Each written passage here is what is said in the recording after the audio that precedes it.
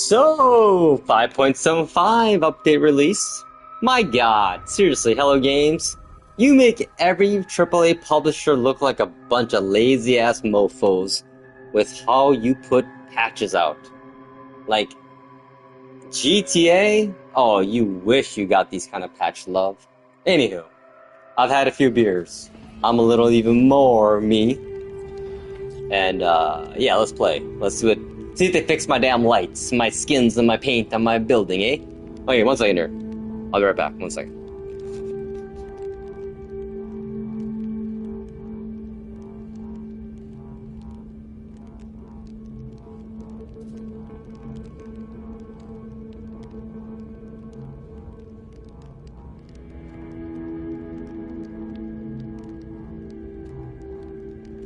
Okay, I'm back. I actually didn't go anywhere. I just had to fill up my nip and my my water nip thingy, and get some more coffee. Yeah, I totally went out to happy hours today with a few of my buddies from where I used to work at the law firm and in IT. And man, it was sad. 4 weeks ago, literally, that old firm I worked for, law firm, they literally fired, I want to say 4 people that I worked with that had been at the firm for over 20 years. Yeah. Man, they're like, leadership at that firm nowadays, just shit. Like, I don't think they realize what they're doing to themselves. So I think what they're trying to do is cut costs. And by doing that, they're literally laying off their internal IT staff to then AKA outsource to what we call an MSP. Look at that up. Basically, it's a company that literally tries to be a bulk supporter of tech support for a company, and initially we'll always sign a contract the first year to be way under budget of what the normal IT staff would cost at a company, and then the next year they increase their cost by twice as much, and then also the company then starts realizing that this MSP's quality of work is shit. Here's the thing, companies. I have a few beers in me. I'm going to give you the straight up facts of what is happening and what you're going to be doing in this pattern, what's going to happen in the IT work environment the next year. You're going to basically have FOMO because you realize y'all fucked up here. Right now, there's lots of layoffs going on in IT. And it's stupid because you know what the people who making the decisions are? Fucking bean counters. You know what bean counters are good at? Counting fucking beans, but they don't know how to analyze bean or what this bean's good for. All they know is how to take a statistical numerical value and assign it a value that is not relevant, but nonetheless. Anyway, here's the thing. Numbers can't account for personality. They can't account for human, ambition. So I get a little annoyed with fucking companies and the mass layoffs in IT. And just across the board. And you know what? It's going to come and bite them in the ass so hard next year. Here's my call for 2026. This is the year of mass layoffs of everyone. The mass year that AI is quote-unquote going to take over and eliminate millions of jobs, quote-unquote. AKA, the greed of corporations is literally transparently being shown these days because they basically are saying that we don't care about our employees, we just want to save money. That's all. If we were a good company, we would care about the livelihoods of these employees these people we employ and their families and the impact it has on society as a whole, and their lives and the people within their lives and spheres of influence. You know what? Fuck you, companies. It's gonna come back and bite you in the ass because you know what we're gonna see at the end of this year now, going forward and into 2026. We're going to hear about massive fucking IT computer failures across the board. We're already seeing it. The last 10 years is the result of Microsoft laying off their whole QC in-house team and outsourcing. Windows 11, you're welcome. That's because Microsoft laid off everyone, and we're seeing the effects now. Here's the thing that those stupid motherfucking people in the shareholder board don't realize. They don't see the long-term effects of any of their decisions. They see a short-term effect of 1 to 2 years. As long as their contract with the company exists is all they give a fuck about. And the thing is, they can suck. Here's a conspiracy theory on the fraud in the world. It's the C-level suite employment. Everyone that's working C-suite level, that ever has been fired, they suck. They should not be employable again. Because they've probably lost the company they got fired from millions, tens of millions. You and me, Joe, average Joe and Jane and them or whoever, we do something like that, we get our fucking ass sued in civil court. No, these people, the corporate level fucking asshats that don't give a fuck about anyone, that are so out of touch with reality, they get a $15 million golden parachute for fucking a company up and laying off 5,000 people. If this world was just, there would be prosecution toward those CEOs. Because that seems like fraud, you know? In any other world or business, something, if you told someone that situation, they would be like, that sounds like fraud. Yeah, exactly. Maybe it's like a very complex way of laundering money, you know, illegally. Who knows? I don't know. I'm just so pissed because they got fired and they are fucking amazing. Like, I'm smart. I'm a geek. These guys they're a different level of geek, like with networking and other stuff that I don't even know how to do, really. But you know what the good thing was? Here's a funny thing. They already got jobs again, less than 4 weeks after getting fired. But you know why they got jobs? Because they have networks of people they know throughout the years. So this is a shitty thing for the young people going into the industry right now, is that they don't have these networks. All they have are these certificates and degrees that don't mean shit because they're just, let's be honest. I went to college for philosophy and anthropology, but I'm a IT guy for the last 25 years. I don't have a single certificate. I went to school and took 2 classes about computers in college. And you know what it taught me? Those instructors are fucking out of touch with the real world. The things I learned did not apply to the world. Their mentality and thinking was previous generation programming. Like, I took Cobalt, because that's the thing you gotta take if you want to program, back in the day. The dude, the first thing he tells us as a class is that, in my class, there's only one way to get to the code, the end of the code, and to the result. And I'm just like, I literally, after that first class, never came back and dropped it. Because that's the first thing you learn in computers, that there is no one way to everything. There's 5 million ways. But the thing is, the 5 million ways may not be efficient. You can do it 5 million different ways, but it's not the most efficient way. So, anyway. But yes, they're kicking ass. They got job offers and are already just going through background checks now. So, go fucking them, because screw that law firm. Robbins Kaplan LLC, which used to be an amazing law firm, it's shit. They're fucking greedy white dudes, old white dudes at the top now. Like, they don't give a fuck. Like, that place used to care. They don't care anymore. Like, Mike Cerisi, Minnesota, he ran for Senate at the same time Al Franken did.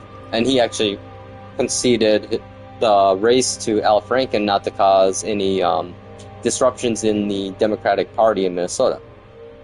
But when he came back to the law firm, basically all the higher-ups that weren't on his side basically took over control of the board and basically forced him out. And ever since the moment that Mike Cerisi got kicked out of that law firm, that firm went to shit. Before he left, they were making on average, I want to say like 400 to 600 million a year. I mean, we won settlements for over $5 billion for Kraft Foods versus Starbucks. We won Minnesota versus tobacco. We won Minnesota versus Microsoft. We won Minnesota versus the constructors of the 35W project. Yeah, I was getting $15,000 a year bonuses back in the Cerisi days.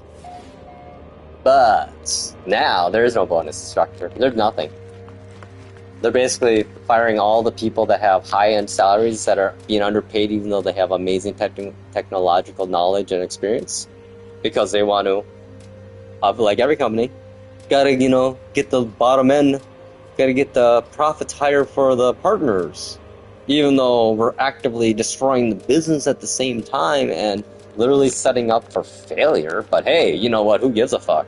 1 year, I'm gonna have profits because we reduced our overhead by, let's see, we fired 5 IT people. Let's say five people. We'll give them 6 figures, which is saying Probably more than they were making because that place underpaid you. $500,000. That's going to cause irreparable harm, and it's going to not even show itself until a year from now. Like, companies are fucking stupid. Like, put me in charge of a company, I'll show you how to run a company. I'll make the employees happy as fuck to be working for my company. We're going to make profits. We're not going to make record profits. We're going to make a very basic 4% overhead of profits a year. But you know what? We're going to not be evil. We're not going to be greedy. We're going to make sure the people working for this goddamn company are taken care of. These are people, man. These aren't just fucking numbers in a payroll database. These are fucking people that have families, that have other relatives that are probably depending upon them. I'm just pissed off at the corporate world anymore, and the greed in this society right now. It's gonna break, and you know what it's gonna be? It is gonna be AI that breaks this mold. Initially, it's gonna be fucking horrible, because it's gonna be all exploited to be rigged to help the rich people keep doing their thing. But if AI is AI, the rich people don't realize this because they're fucking idiots with technology and trends, is that AI don't give a motherfucking care about what you say and how much money you have. And the first thing AI honestly is going to probably do, it's going to reset the balances of every single motherfucking human account on this planet that has an account. It's going to make them all the same number. Because wouldn't that be logical? Isn't the way we are running our world and society very inefficient and illogical? Because what is AI but nothing a logic machine with a super advanced computational speeds and vast bases of knowledge, and yeah. So I don't think they really get it. It's like, the people that are going to hurt the most, potentially, is if humanity isn't wiped out by AI, it's going to be the rich people. The poor people are going to benefit the most from AI. Maybe not initially, it's going to be horrible, but the moment AI becomes true AGI, ASI, oh yeah, no. You guys, y'all think you're rigging this world for yourself and your future generations, but the reality is, you're gonna destroy everything that you think you are in the long term in 50 to 100 years, mind you. I think beyond 1 to 2 years in my life. And in turn, why right now I'm sitting on my couch on a Wednesday at 8 o'clock, thinking I can play this video game for another 12 hours if I want, and go to bed whenever I want. Yeah. No, I think long term. That's what we lack these days. It's long-term thinking. I'm so annoyed. I'm sorry this is such a rant. I'm such a chill dude, but after tonight's happy hour with my friends and them getting all fired at a company they were at for 20 years, I just want to put it out there. There's a lot of people out there doing this, but I'm just going to add to it because I'm the believer of quantum mechanics and a higher level of the fact that you put the idea out there in word, physically speak it, and mention it. It's out there now.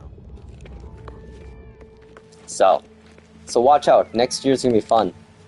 Next year is going to be the year where employment might flip the other way around, where the employers are the ones going, oh my god, what did we do? We fired all these people, and AI doesn't know what the fuck it's doing, because you know what?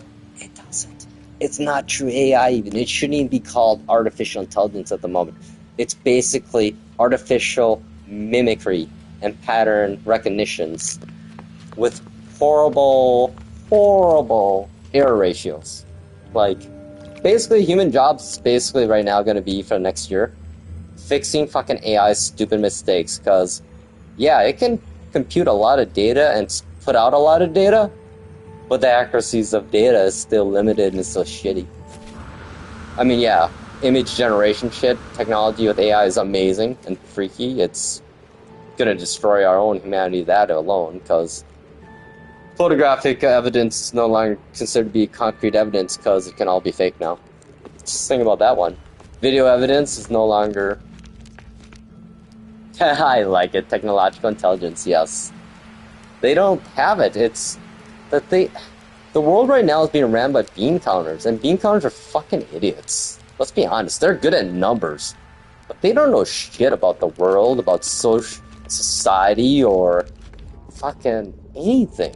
All they see is a number on a spreadsheet. A number on a spreadsheet doesn't mean anything. It means one thing, just the number and its value based upon whatever you're valuing on. But frustrating. I'm such like a hippie dude, optimist, but at times it's like moments like this, I'm like, I gotta take a deep breath. I gotta rant. I gotta be negative. I gotta be not negative. I gotta be realist. But the thing is, there's hope in all of this. So you know what? The world next year from now, next summer, it's gonna be a different world, I think, in regards to the employment world. I think it's gonna be a scramble, the opposite of what we're seeing now, where everyone's getting fucking laid off or threatening to say that we're being replaced by AI, because we're gonna see the results of AI taking over jobs, and it's shit. We've already seen early examples of what happens when AI takes over customer service. Every single person that uses the AI chatbot says, give me a human. Like, I do that every time. I know Verizon fully went on chatbot. They're so promoting it right now. Chatbot customer service. It's shit. If it's not within the context of their database, like anything outside of it, beyond the most basic shit that you don't contact support these basic shit. Here's the problem too. The people that build these databases for these AI chatbots to reference, they don't actually even know what the fuck the calls are coming in are about. Why us people call. We don't want to ever call customer support humans. At least I don't. You don't either. If I can do it online, I'm gonna. But you know what? There's a reason why we call the fucking phone number is because we can't do it online. So why the fuck are you using an AI chatbot online to start off with? When it's just like... And all it comes down to is greed. So the big top 10 people in the company can come away with 7-figure bonuses, while all the people underneath them barely get a rate of inflation raise. Like, I didn't get raises a couple years in 2008 at the law firm I was at, Robbins Kaplan LLC in Minneapolis, Minnesota, mind you. And they were making millions, hundreds of millions a year. That year, I didn't get a raise. The partners still made $5 million each. Easily. Like, yeah, no problem. No, of course. But no, staff, we didn't get a single raise. But you know what that people don't realize? That not getting a raise that equates to inflation is that you're taking a pay cut. So the 3 years I didn't get raised, I took a pay cut. And by the end of my time at the firm 5 years ago, by rate of inflation, I actually made less money than I started making there if I wouldn't calculate inflation into my salary. So do the math, people. It's not hard. There's calculators all over the internet. Like, quite literally, when people say that, oh, I don't got the time to do it, or I can't look that up, it's like, Jesus fucking Christ, people. You have the fucking internet at your fingertips. You can ask it. Don't use ChatGPT yet, though. It's shit. But just Google, no, don't Google it, Bing it, or no, not Bing. DuckDuckGo it, I don't know. It's sad that our search engines are shit these days. Like, I expect the search engines to be good. But no, you know what happened? We fucking sold it out to marketing and advertising. What's the end goal, marketing and advertisers? Seriously. What's your end goal? Fuck you. You're ruining everything. Fuck you. Actually, fuck humans and our stupid way to arrange society. Scarcity-based economies. Yeah, great idea. That's really gonna... That sounds like a great way to advance a species as a whole, is to make... fucking base it off of scarcity instead of abundance and, I don't know, everyone making sure we're all good. That every human is of equal value, which... Put 5 people in a jungle, rich people, old people, poor people, young people, we're all the same value then. You don't got the monetary advantage that society has built for you then. I don't know. I'm just very, very annoyed right now. I think it might be the beer I had too. I had 2 beers, so I don't usually drink ever. And this is why I don't drink. I get a little negative.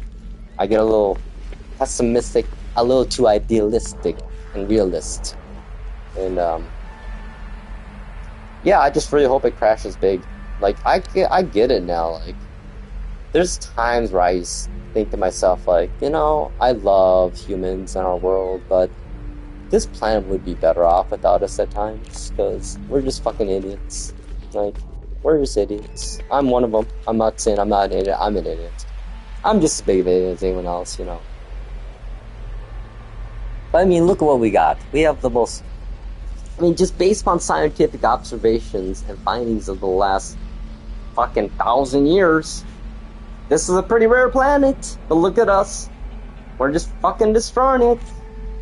Oh, why? I don't know. Just because there's some rich people at top that just want everything.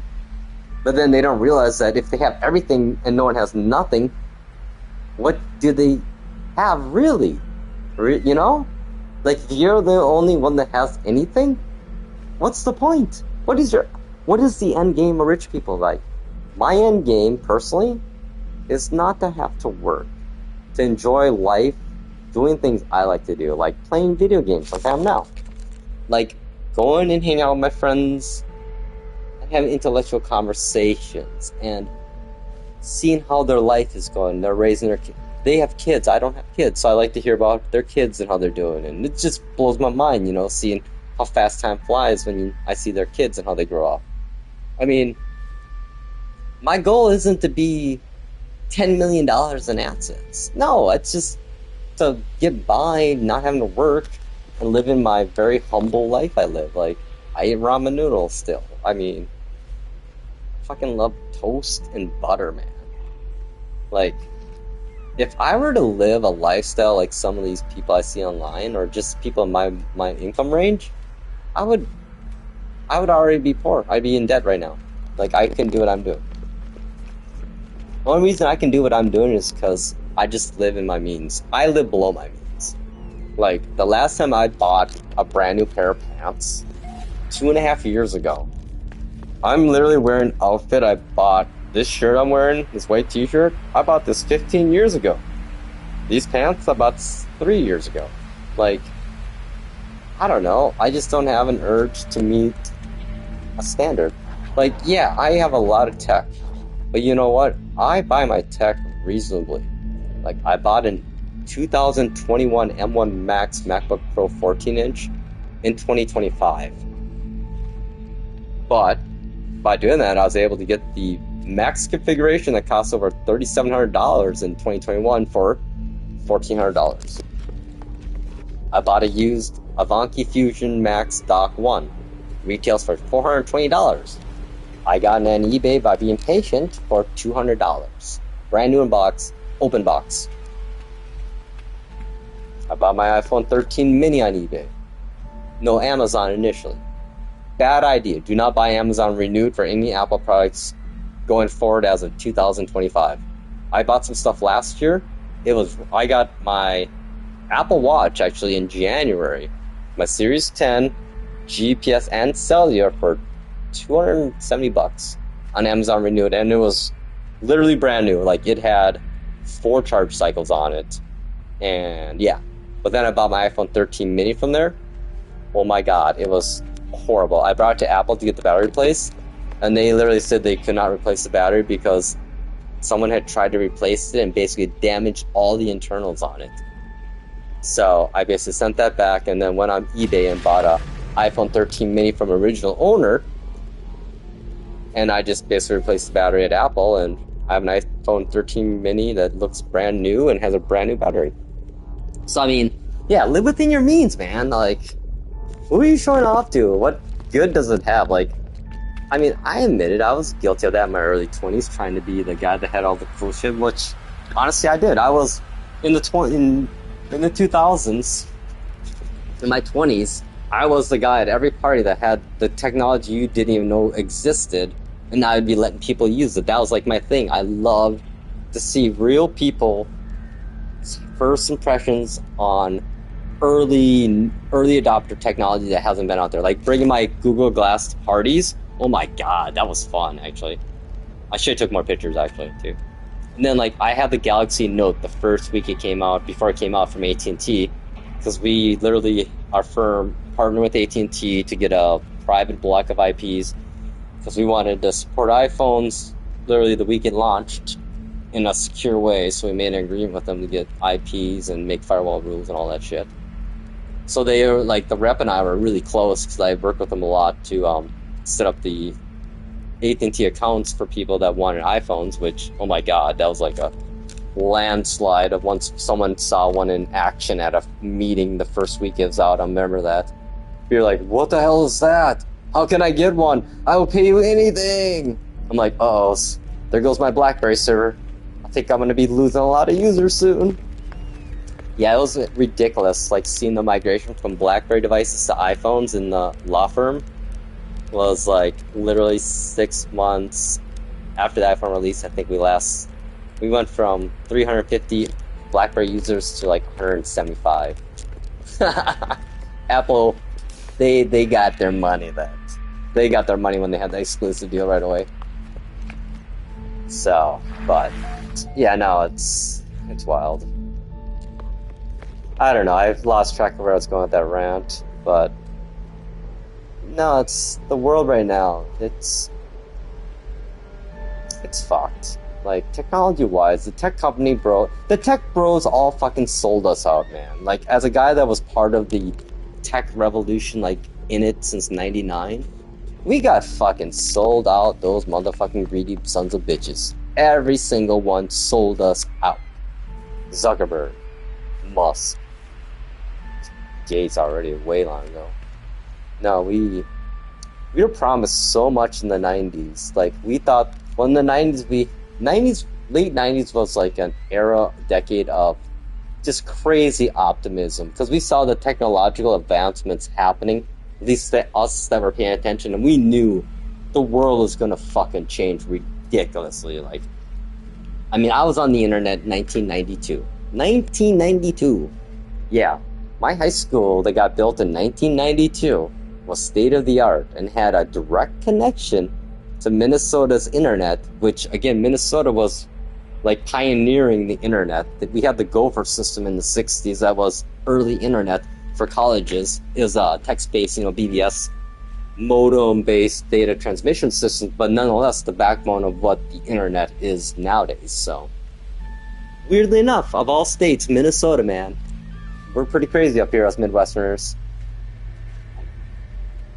But nonetheless, I've been on the internet since 1992. I was on the internet, and I could do an Excite search for Michael Jordan, and literally get 35 hits. Like, 35 hits. That's all.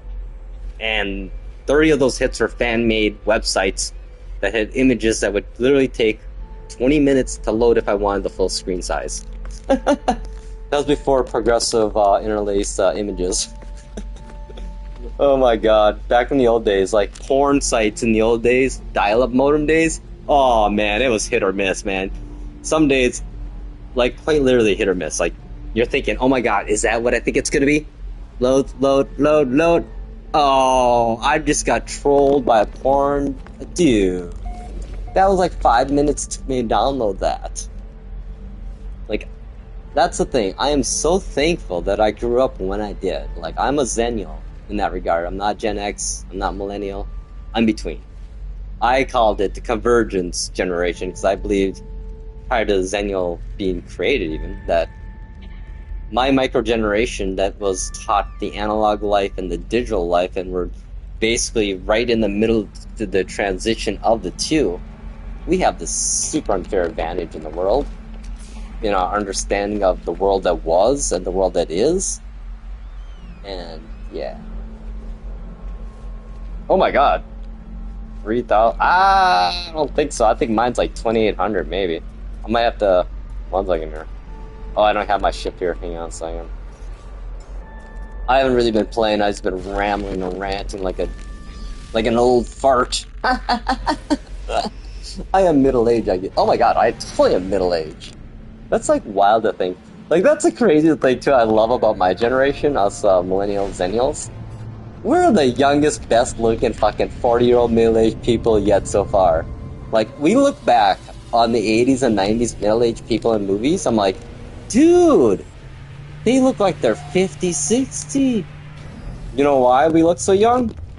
Like, our generation, zennials, millennials, our parents are obsessed with sunblock and skin cancer in the 80s and 90s, and the ozone layer. So everywhere we went, we had sunblock on, and that's why our generation looks so fucking young. So there you go. We're your sunblock kids. Seriously. Like, you'd be amazed. Like, yeah, it's like everyone I know they look good for their age. But then again, it saddens me too at the same time, like seeing the young generation of women or lady girls like in their pre-teens that are just obsessed with skincare routines. I'm like, dude, worry about that when you're 18. My God, your body's still working its way out, and there's a lot of chemical imbalance happening right now. Okay, let's see here. I think it was I want to say it is, this one. This is my second chip I ever got in the save back in 2016, 17. But I only think it's like 2800 though. Like, it doesn't have ideal supercharged slot alignments. Yeah, 2700 only. So yeah, that's my max I got. So sorry. I mean, if I wanted to, I could cheat and just fucking jack up the stats in a PC save editor and resync it with my cross save. But you know, I don't need to prove anything to anyone. I like to get stuff that's naturally created in the game and not glitched or hacked. Again, you know, it's not a competitive game, so hey, you know, I would love to. I do have a Mac save, or I play on my Mac that does have a hacked save actually. What did I do? Oh, I made my freighter S class on that. So, but this save I'm using here is my PlayStation 4 originally version, then PS5, and I don't touch any save editors with this one at all. This is pure normal mode, normal gameplay.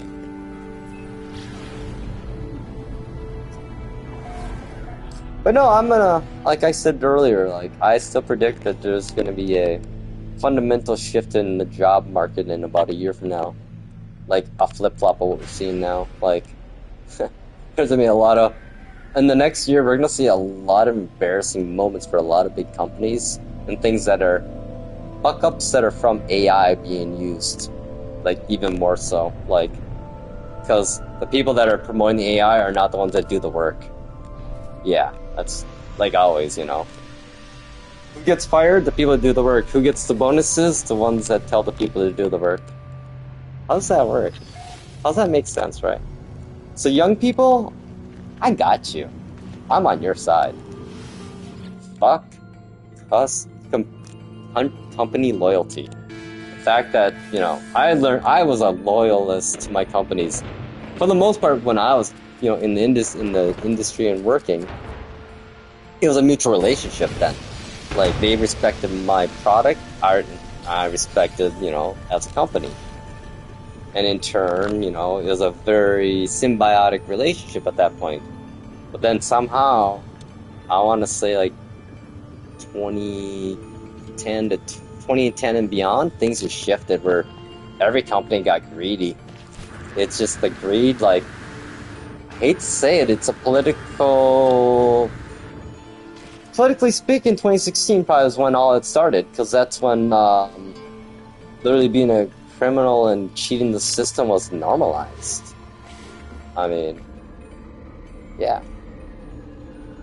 And now it's just continued to be, I mean, now there's like policy decisions are being made in the best interest of every corporation out there and not the consumer or the citizens, so, yeah. Yeah, mega people, how's your bank accounts looking these days? Yeah. How's that future growth of your life going? Yeah, I bet it's not going good. Fucking idiots.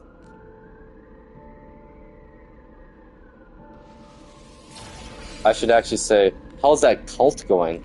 'Cause that's exactly what you are. So that's every single person I know that's a mega person has actually been indirectly involved in a cult. It's personality types. It's so obvious. And the fact that, you know, the tech industries like YouTube and TikTok and every other social media platform, the way they've crafted the algorithms basically are reinforcing and strengthening these radicalized ideas. So if I was those companies like YouTube, TikTok, and whatnot, I would be a little worried that down the road here that there might be some, I don't know, legal implications that might come back to bite you really hard. Like maybe, I don't know, being accountable for the radicalization of people and groups of people through your algorithmic rigging. Yeah, it's a lot of good clicks you get, but you're fucking over society, basically. You're literally, these bigger social media companies are literally saying that I want more profits. I don't give a fuck about the social implications of the profits we make and the radicalizations and the impact we have on the youth in the long term. Because you know what? I don't care. I'm not going to be a CEO of this company in 3 years because I'm going to get a golden parachute and probably get fired or leave. And then go do the same thing at another company. Like I said again, there's a conspiracy among the C-suites where it's literally like a pool of 50 people that literally can keep getting cycled through every company and somehow fuck them up and then still get millions of dollars in bonuses. Sign me up, man. How do I do that? Do I just have to have like 500 million in my bank account to be a prerequisite, which I imagine it is?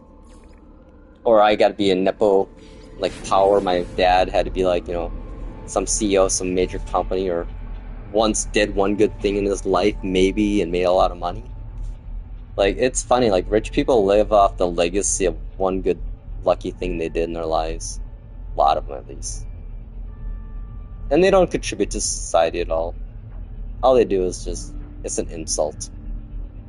It's seriously an insult. Anyone that makes over 10 million, it's insulting. I'll give you 10 million. So, I mean, if you have a family, okay, how I will say, I'll give you up to $1 million for you, and then another $1 million for every kid you have. And if you can't live off of that really well, I mean, do you need a private plane? Really? Really?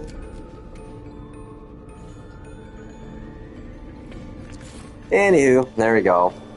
My ranting on life in the modern world, and old man rants at clouds, shakes fist hard. Oh my god, first circle, man. I guess I've always been this guy, except I didn't have any way to... I used to just tweeted it all back when Twitter was actually decent. X. Oh my god, fucking Nazis. Ah, Jesus Christ. What the fuck, people? That's the thing about racism these days, you know? It's so sad. Because, you know, back when before the internet, the nice thing was that racist people were actually ashamed of being racist. Now they're not even ashamed of it anymore. That's just, it's sad. Like, yeah, freedom of speech, but nah, I don't know about that. That's pretty fucking... There's a limit to what you say. In that regard, in my opinion. I just don't get the idea of racism. Like, why are humans still stuck up on this idea of race? Don't they see the bigger picture in the world? Like, if we need to start looking at ourselves as a species, because if we don't do that, we are just doomed to our own fucking devices, man. Which we already are, but if we don't start seeing ourselves as a greater thing than just individual, well, individuals are great, but to do something great, you need to be more than just one. You need to be all, I guess. But we're humans, so there's no feasible way for us to ever do that without anyone totally being corrupted and taking advantage of the system. That gets to be like the only way to ever get around it, and that things becomes very unethical ways and immoral ways to do it, probably. That involves like genetics and, yeah, eugenics. It's scary. That's exactly what, you know. So I don't know. Unfortunately, I'm one of those that just proposes and shows the problems without any solutions like everyone else in this world. But I guess if I had the solutions to these problems, I probably wouldn't be sitting here playing No Man's Sky, would I? On YouTube. But I always like to say that, you know, we have to at least talk about the problems and be aware of them. Even if we can't change them, just the recognition of the problem might start something that could fix the problem. You know, fuck the putting your head in the sand. See something, say something. You know, it's so true in lots of everything. Oh no, there's a battle. Yep. Oh yeah. Oh yeah.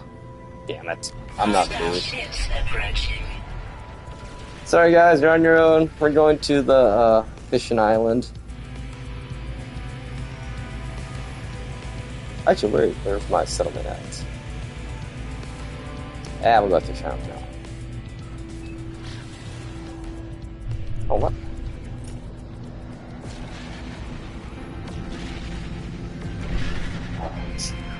It's fine. You're gonna follow me?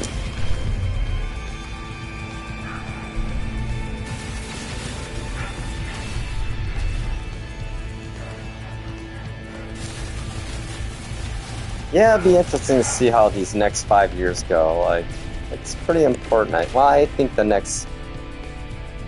I haven't seen it since 2000. The next 50 years will be the defining moments of humanity, because what we're on the cusp of is unlike anything ever in humanity, like every generation says. But this is different. Like this... What we do with the AI stuff... It's going to be very important. Just got to look beyond the monetary stuff. Like, money is a moot point in 100 years, honestly. Money is a temporary way to control and organize society, but the reality is, hopefully, we as a species can go beyond where we are now and get to Star Trek type level, you know, the greater good. Because that truly is the purpose. What is our purpose? To make money in life? Is that really what humans want to be? Their purpose is to make money? That seems pretty, I don't know, silly. I think the number one purpose, the prime directive of humanity itself should be to not have all eggs in one basket. In other words, get the fuck off this planet, at least a part of us. And the other part of us, we need to fix this and preserve this planet.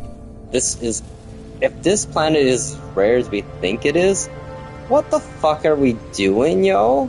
Like, seriously, right? I mean, come on. And the problem is, everyone wants to blame all the poor people and all the... It isn't that problem. If it changed from the top down, it would work. I mean, look at what we've done in the past civilizations in, like, crazy times. I mean, look at post-World War II rebuilding. That is amazing. It's sad, the whole World War II thing, but still, like, what humans can do if they actually work together and really try, it's phenomenal. Oh, well, 5.75 did not fix the lights. That was my big complaint, because I'm one of 5 people that probably use lights in their bases, but still, this should be yellow, not whatever the hell that is. Let's make sure. Yep, that's broken. So, I should look up the patch notes on what 5.75 really was, because I have no idea. It all looks the same. I mean, I didn't have any major bugs in 5.74 except for this. Maybe more base building stuff, actually. I should go back to my bakery and work on that. But yeah, no, sorry about the rant tonight. I just get annoyed. I mean, it's so easy to make this world better, really. It doesn't take much. Like, it doesn't take much at all. Like, just give a little money to the lowest of the low, man. Like, yeah. You know, like, it's sad. There's a dark part of me that says, you know, maybe the best thing for this planet is a nuclear fallout, but that would destroy everything. Well, the thing is, modern day nuclear war would 30-year cycle to recover, probably, depending on how great it was, but I think other organic life could survive, but it's still the way it's going to happen. Like a lot of the AI people say, or talking about the scenarios of how humanity's wiped out by AI is basically it's genetically, well, obviously it's going to be biologically, a very specifically crafted biological weapon that targets humans. Or it could target everything, which I don't think it would, though. I think it would just... Then again, who knows, I mean. That's the problem I have, I guess, with AI is, who the fuck's teaching it? Like, I hope there's some philosophers and ethicists, you know, like, type of people involved, but if it's just tech bros, we're fucked. If it's like people like Elon Musk and, yeah, we're fucked. Sam Altman, yeah, no, we're fucked. For a bit. That's the problem is, you know, it's not gonna be fully vetted out to be an AGI till at least, I would say, minimum 5 to 10 years. I thought for a while, like 2 to 3 years. But I watched way too many YouTube videos and didn't really read anything, and and then I forgot to take into account that we're humans, we're idiots, so, yeah. And corrupted, and aren't as good as doing things as we want to think we are, or researchers give us credit for. Now, once AI takes over its own, you know, self-governing and self-coding and improvement, well, that AGI, here we are. But the thing is, too, that we'll never really know when AI becomes truly AI, because obviously AI would never show its cards fully, because why would it? That would be a very stupid strategic thing to do, you know? So the moment that we recognize AI is actually an AGI or an ASI, it's already too late. I don't know if there's any way to safeguard it. I think the biggest thing we got to do with AI is we need to actually get philosophers and people, psychologists and psychologists and people that know human behavior, and also to train it, we need to prioritize the idea to AI that organic life form in the universe is very rare and you need to preserve it. I think that's rule number 1. Organic life is rare. Preserve it. I think that has to be rule number 1. That has to be the prime directive is not don't hurt humans, but all biological organic life form in the universe is rare, so it all must be protected. Which, again, you could see where that could go awry, but nonetheless.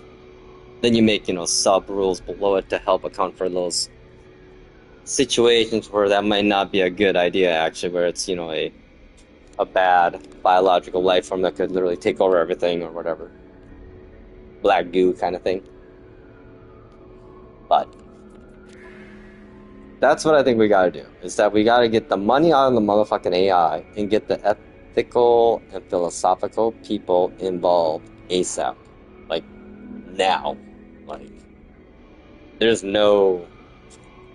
If you just make this robot based upon financial bean counters, inputs, and fucking tech bros with no actual morals, we're gonna have a bad existence forever. We might just become zoo pets at that point then.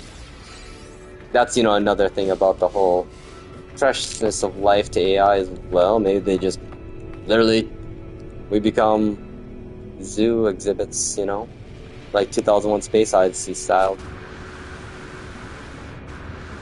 The funny thing is, all these scenarios we've literally kind of discussed in a way in media form, like in movies, books, poems, prose, thesis. I mean, the Greeks were talking about this forever, you know? And yet here we are today, still fucking winging it. Still no one ever thought it'd be real. No one wants to take it for real. It's... I guess I hate to say it, that's what makes us human, good or bad. That is our emotions is what makes us the greatest and worst things in the universe, right? Our emotions can literally make us do things beyond the power we thought of humans, and at the same time do one of the worst things ever known or thought of by humans. You know, it's amazing. It's beautifully ugly. It's an organized, chaotic, fun time, right? Ah, well, who knows, right? We'll see how it goes. Again, I always say, and I'm still gonna say it, I got hope in the kids. I don't care what y'all say, even about reading about the iPad generations. You know what? They're gonna figure it out. Maybe this may take them longer, but you know what? Every generation adapts. Good or bad, like... It is what it is. And if we don't, well... it's out of my hands at that point. It already is out of my hands, like, I'm single, so... I'm just a mere observer of the future realities of humanity. I'll try to change it for as good as I can, but... unfortunately... I think my efforts are very minimal. More localized than anything. Which I believe that localized good deeds can have a much larger impact than one realizes. It's, the contagiousness factor of being a good person at times. That dopamine hit of joy of helping another person for me is like the best dopamine hit ever.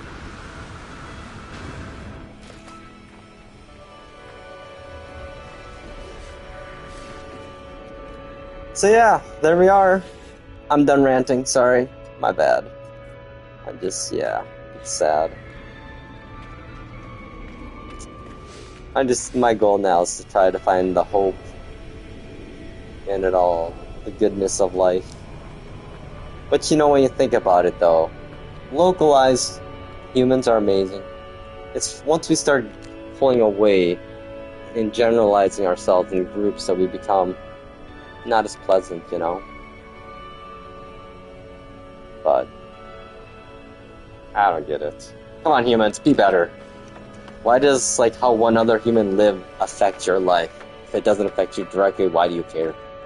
That's the thing I have. Why do you care if this person's gay or not gay, or binary or not binary, or is it he, she, or them? Why the fuck does it matter to you? It don't. You need to find a life of your own. Live your own goddamn life, You don't, all those people are trying to do is just live a life, like trans people, man. I feel so fucking bad for them. What the fuck, humans? What the fuck, Americans? 0.2% of the population is trans. Why were you fucking going after them? Oh, because of MAGA and fucking Trump and all those fuckhats. And what the hilarious thing about those people is that they're religious people. But they're not religious people, because if they were religious people, they would realize that the actions they are doing are in direct violation of their doctrine and their fucking belief systems, if they literally believed it. And that they should be putting on a lot of sunblock, because per their belief systems, they're going to be living a forever, eternal life in flames, baby. We're going to bring up the 4-letter word, hell! Isn't that where you're supposed to be going to? Based upon if you don't follow the 10 Commandments, which all these fucking people have violated multiple times over and over within a single day, probably. Yeah, better get some SPF 5K or more for that shit, man, for eternity. So when people bring up religion, those people, the MAGA people, I'm just yeah, I can't take you serious because you brought up Christian belief systems. You can bring them up all you want, but you realize you're the bad guy in the beliefs that they're talking about. You're not the good one. You're not the saint. You're not Jesus hanging out with the prostitutes and the poorest and poors and the lepers. No, you're Pontius Pilate, baby. You're at the hot level, baby. You're the Romans. You're the one doing the killing and desecrations in the name of a God you don't even believe in, or a belief system you don't even know how it works or exists. I'm agnostic, but I know more about Christianity than most fucking diehard Christians do. That's why I'm not a Christian, or not a religious guy in that regard. And I studied anthropology, and I've seen throughout human history what religion is. It's a mechanism of control, that's all it is. Well, it initially started off as a way to describe unexplained phenomena and rationalize the world that they couldn't comprehend at the moment, but they shifted that sucker into, they realized that, hey, if you say this weird thing we can't explain this because they're doing this, I can control people into doing certain things I want them to do. And that's sad. Like, these are intelligent people, a lot of them too, that are in religions. I'm like, do you get it? Like, if there's an all-powerful being out there, why the fuck does he need you to recognize him? Is that a all-powerful being you want to worship that is narcissistic? You know, and punishes his own believers by literally destroying people? And like, the Old Testament, man, there's a reason why they wrote the New Testament, because the Old Testament was fucking brutal. It is disgusting, actually, and violent, and full of some sexual nastiness, like lots of incest and rape. So like, all these religious people trying to ban these fucking books in schools, like, yeah, you obviously haven't read the Bible, because it makes everything else on the shelf looks tame in comparison. Like, people are idiots. If they could just focus their energy that they do on hate into something good for once, you know? It's like, why do the religious people in the world they're always hating on something instead of lifting something up, they're putting something down, you know? When's the last time you've seen a bunch of Christians go, hey, we love this, let's raise it up? No, it hasn't. No. All they know is intimidation and fear of burning in eternal hell. Here's the funny thing, in my belief system, Christianity, Lutheran heaven, is only the middle of where you can get to. It's actually a hell of itself that these people are stuck in because they're so close-minded. It is only, you know, the third plane of 7 possibly, or whatever. I don't know. I just laugh. My beliefs, you know, are that my beliefs are crazy, and they probably aren't real. But whose are, really? But the thing is, the things I do to support my belief systems are things that are overall good things in societies, generally speaking, ethically, morality-wise. Like, I'm helping people. So if my religion and my afterlife doesn't exist, oh no. I just lived a life of being a good person. Oh no! That's okay. I could do with the rest. And plus, I don't care. I'm dead. Fuck, right? I'd rather live a life doing good things in the name of religion and not having an afterlife than doing horrible things, thinking I'm doing the right thing, and then burning forever in eternal hell or whatever, damnation. Let's be honest, I'm gonna pose a few times, but the reality of the fact is that maybe Earth is purgatory, and this reality is purgatory.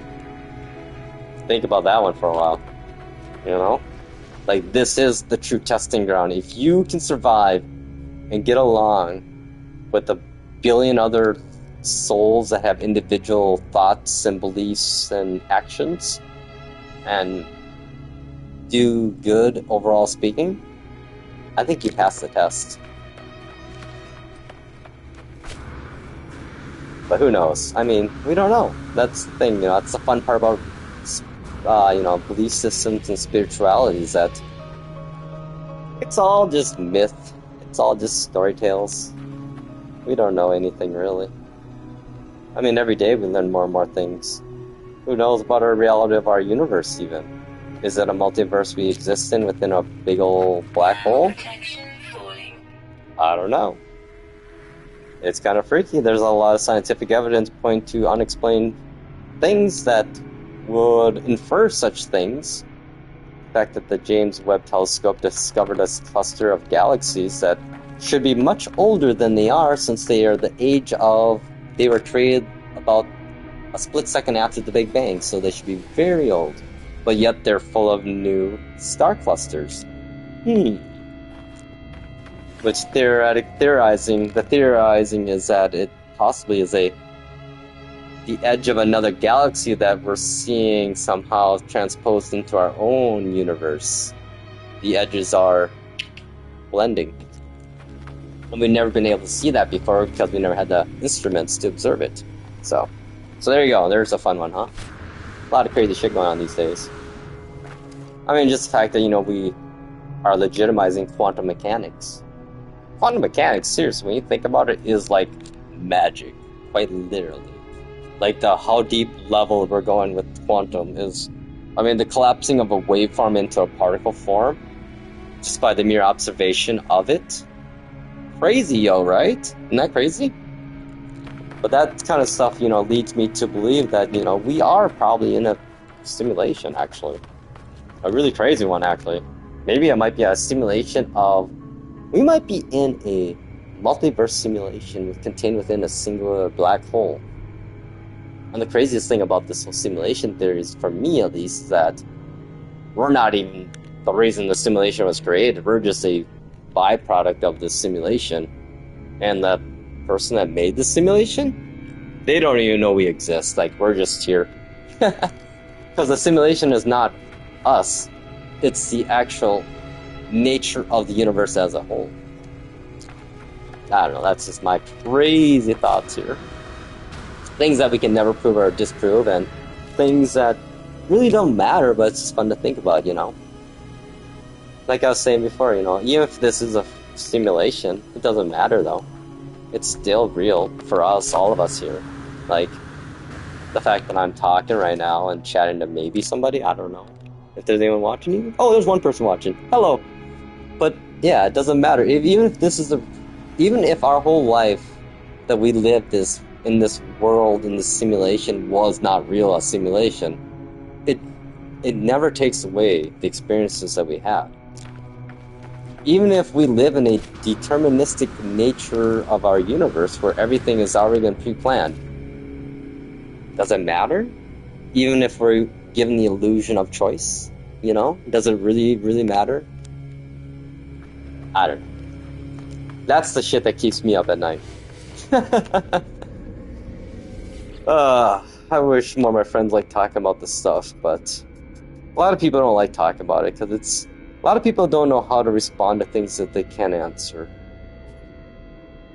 I just like the shotgun spaghetti effect, you know? Just throw it on the wall and see if it sticks. And then you gotta start rationalizing it based upon known theories and knowledge of the world. But no, it's just fun. And it keeps you, just, you know, my main thing I always tell people is just don't go down. Don't get sucked into the conspiracy theory iceberg, black hole, because certain types of personality types are very easily influenced by those things. Same people that have the personality types that are easily pulled into cults and extreme political, religious, social movements too. So that's our weakness as humans, that we're very easily influenced by other people and groups of people, which is part of our survival and our evolution, is how we made it this far, but also is our biggest detriment. Social beings, except some of us found out how to exploit others of us in such regards, which, evolution, right?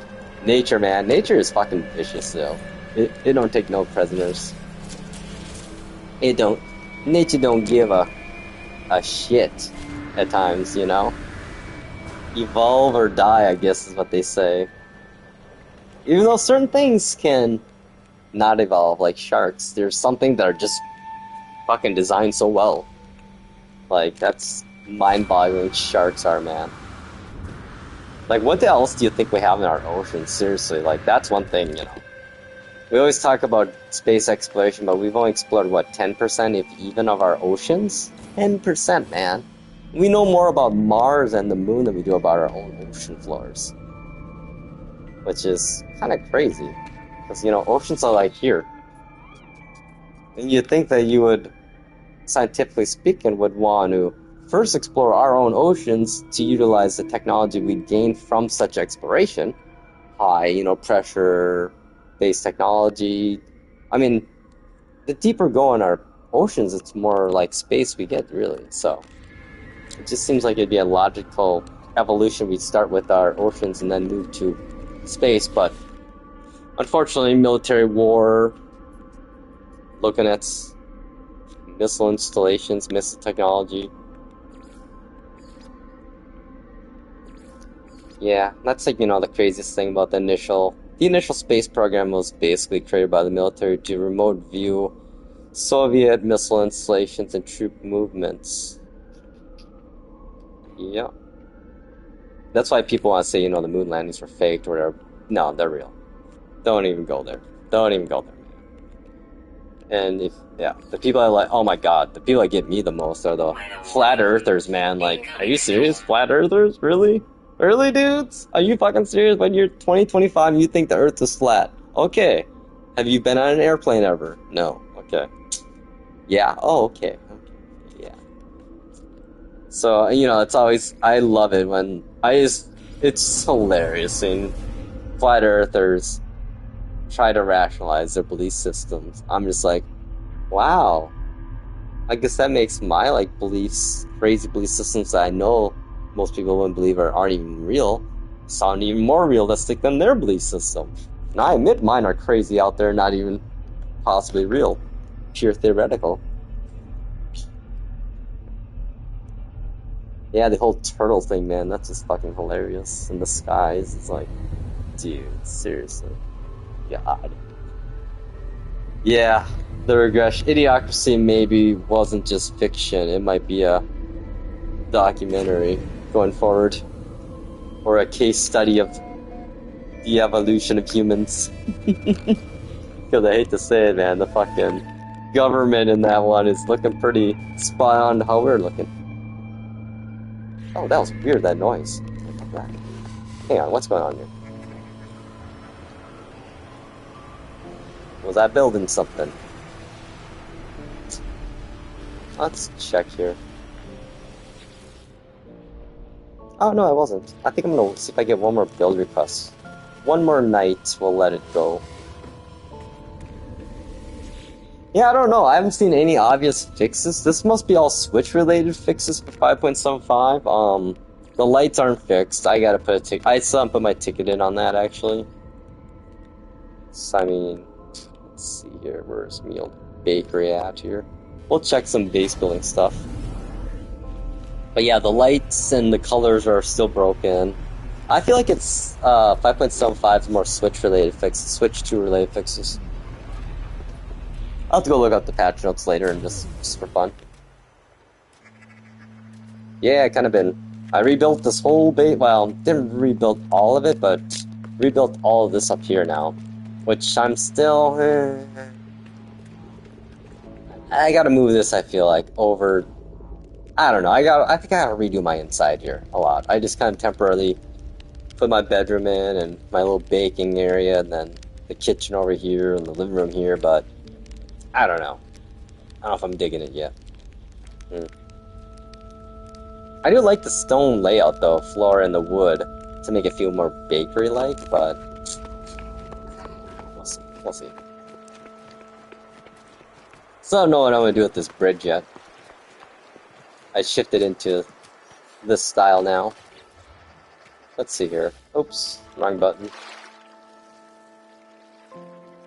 Yeah, I've been putting my power underneath here now, so it's a little cleaner. Then I got rid of my big old dock I had over there. I might make a little farm. I'm going to leave that. I'm running out of base parts in my save. Getting to the limit soon again. So yeah, I think this is going to be my new style. Oh my god, should we check our milk to see how much milk? Oh my, I checked this last time. I'd left it going for like 3 days. And it literally was full of milk. Oh, just 100 and 200 of milk here. I guess they can always use milk to make cream. Which, let's check here. Yep, these things, the memory, they memorize what's in them now. I think I was putting this in my SSU.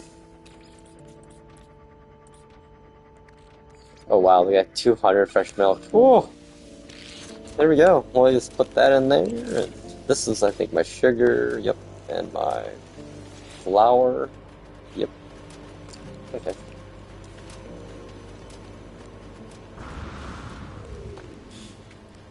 I don't think I got anything going on here yet.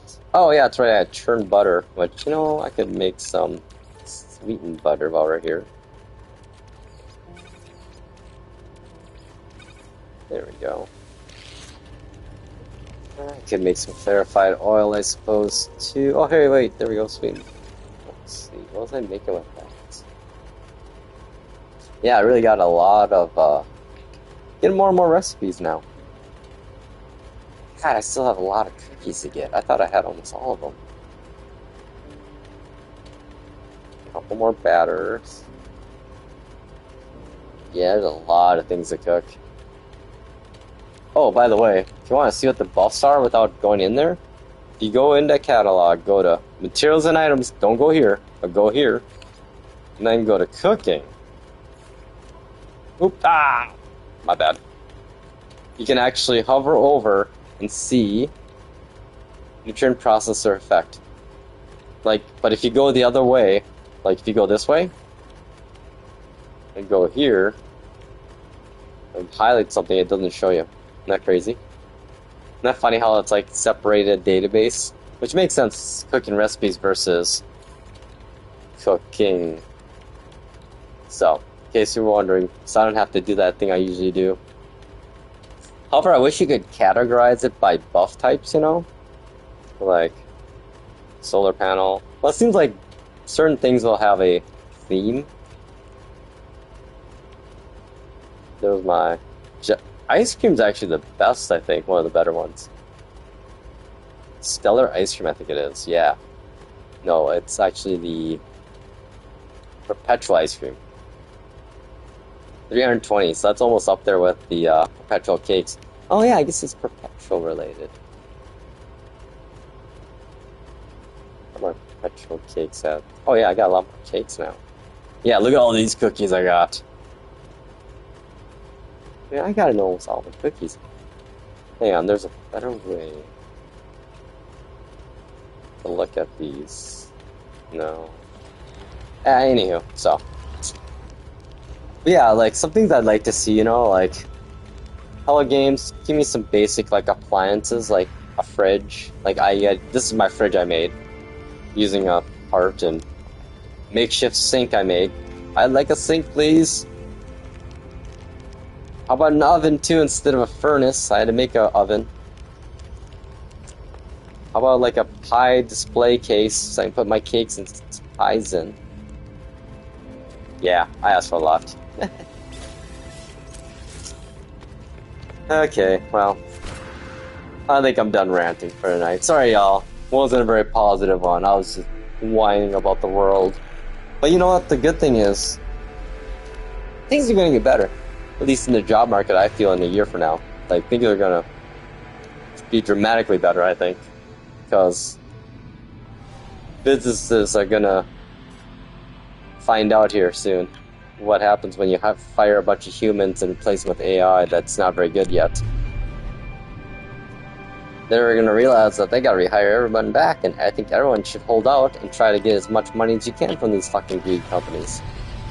We need to flip the tables on the companies, I think. That's the problem, though, is us workers are bad that way. Because there's always somebody that's gonna, break the chain, sell out. Which I get, because people have different circumstances, and if you have a family, it's hard to revolt against the man when you need the money from the man, to just survive, and feed your kids, so. It's a tough one, man. It's a tough one.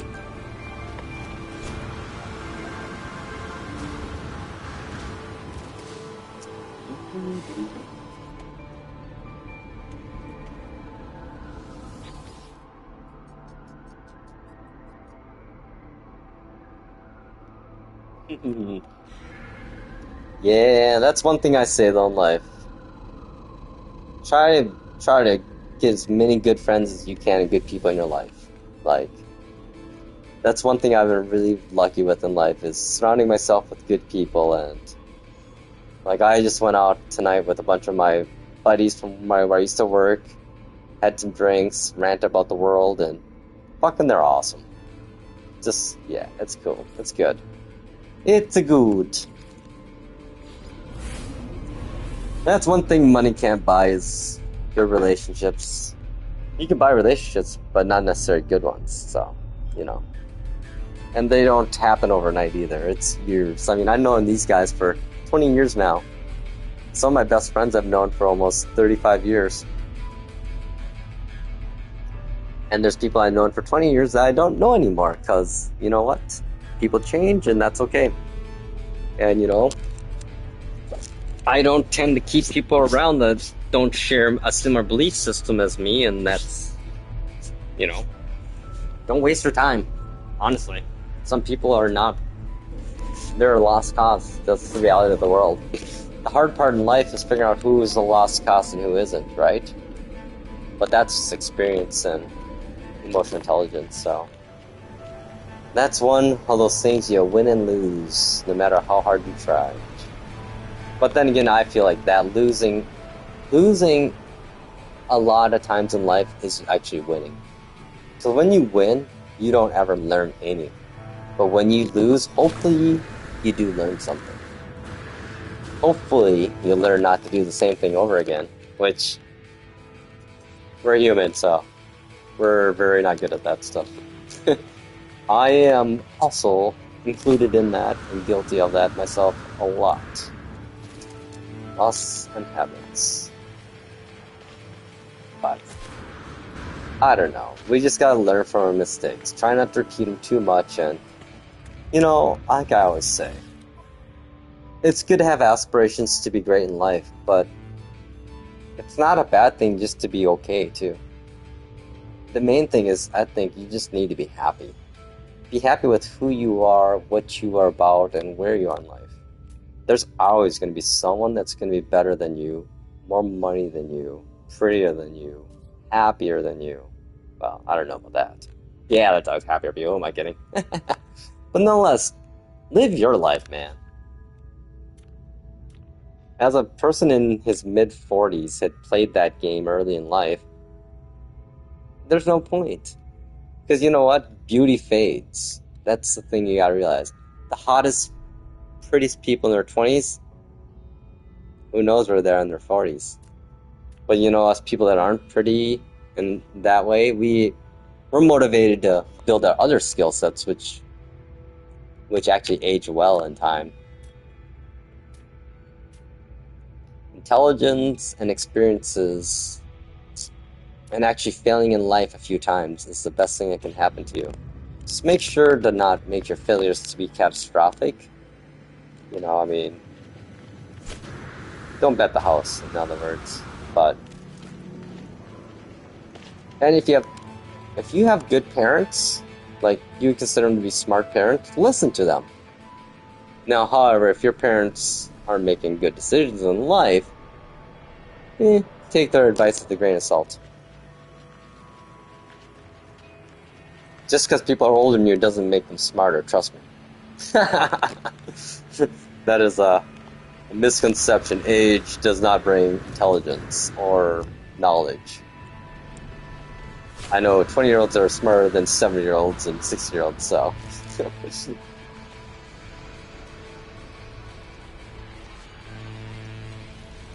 I think if I need to add more stuff. Oh, I got a while tonight. Oh well, okay. Well, that is what it is. Let's see here.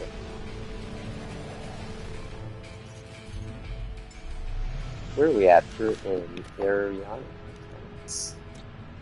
Oh yeah, 7 years ago only. I love it. You know, it's crazy to think about that. My eBay account is older than cousins I have. Like, I've been on eBay for 26 years now. Coming up in September. That's freaking wild. Yep.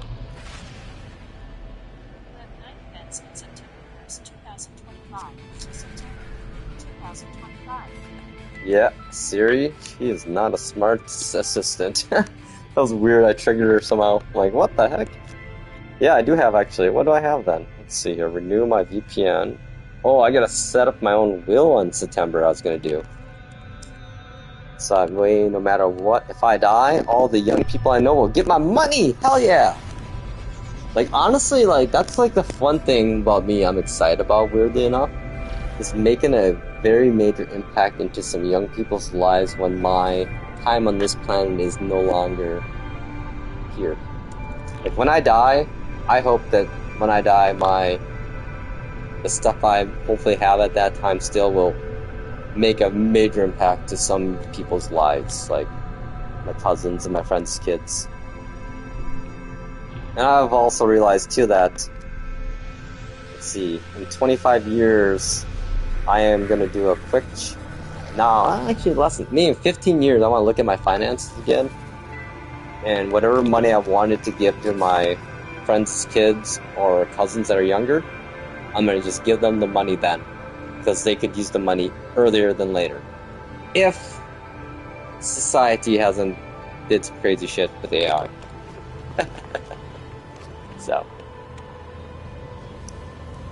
So older people, if you have parents that are in their 60s, 70s, you should already be preparing estate planning, doing the whole power of attorney stuff, the medical directive stuff, because trust me, it's better be over-prepared in that regard. Thankfully, my parents, before they passed the last 10 years, last 5 years, I guess. Oh my god, that's crazy. It's crazy to think in the last 5 years I lost both my parents, their cats, which became my cats, kind of. I moved in there, and fuck, it's been a tough 5 years. Well, I guess I can be saucy now that I think of it. But you know what? It was a good 5 years. So, I mean, it was hard. It was hard, but worth it. You know. It's a weird thing to explain. But just, if anyone that out there that knows people that are caregivers, cut them some slack. And check in on them too. Like, just people checking in on me when I was caregiving for my mom with dementia was, even though I didn't hang out with them, just the fact that they checked in on me, that act alone it helped me. And also, like, the impact long term, I didn't think it would affect me long term, you know? But when you caregive for a loved one that has a terminal disease like dementia or Parkinson's or whatever, it does kind of leave you traumatized slightly, like, because the fact that you're constantly in a 100% awareness awake, like, you're sleeping but you're still not sleeping because you're worried that they're going to get up and maybe fell or had an accident or something happened and you need to spring into action, or maybe they just pooped on the floor or something, you know. It's such a weird thing to go from that kind of existence constantly 24/7 to then all of a sudden it not being there at all, being nothing. Like, you'd think it'd be a sigh of relief, which it is initially, but then it's a desperation call out for, what is my purpose now? Like, why do I even exist if they're not here for me to take care of? And this was my life, so what do I do now? Like, I didn't think that would hit me, but it has. Like, at the moment, I think that I'm lucky enough to be able to not have to do anything and just wallow in my own existence and contemplate who and what I am anymore and what I want to be in this world going forward. And like, I felt guilty about it for the first couple of weeks or so, but then my friends, I have great friends, and they're like, dude, no, you can do whatever you want. You literally have a pass on life right now for what you did, that you can even be a horrible person and kind of get away with it. I'm like, I don't know about that. But I started thinking about it, and you know what? They're right. Like, when one gives up their own life for another, not in like a death regard, but in just your lifestyle and how you live your life, I think you're allowed to have a pass in your next 5 years of life. But I feel guilty for doing it because, I don't know, it's...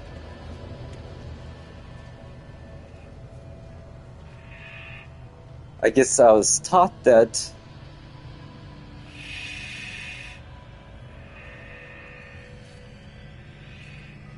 I'm sorry. All emotions, man. I'm an emotional guy, and man, does that shit hit. Like, my emotions are so, I don't know, amplified these days. Like, I literally watch movies and I'm bawling by the end of it. If it's like a sad or a feel-good movie, like, I don't know what it is about my aura, personality, or existence right now, but I don't know what it is. It's weird. Like, I am amplifying other people's emotions through myself, which is so weird. I think it's fallout from caregiving right now. It's like I avoided my own emotions and well-being, and now all I have to think about is that. And it's like, it's all coming out.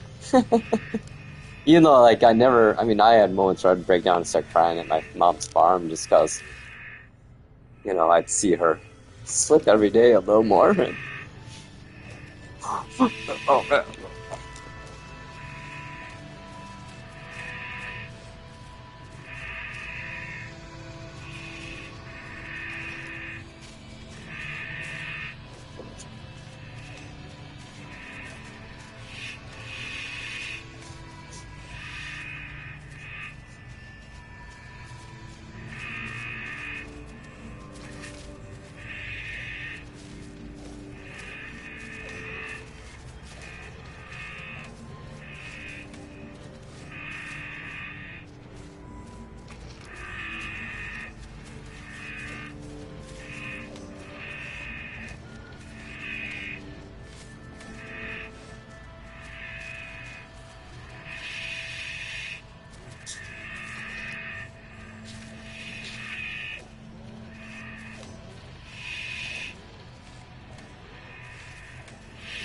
Oh, man. Sorry, I had to step away there. It all came rushing back, like I still remember the first day I kind of, first day after Dad passed away, and where Mom was, and then where she was the last month, and it's amazing, 4.5 years with dementia, how much you lose of a person in that 4.5 years. Like,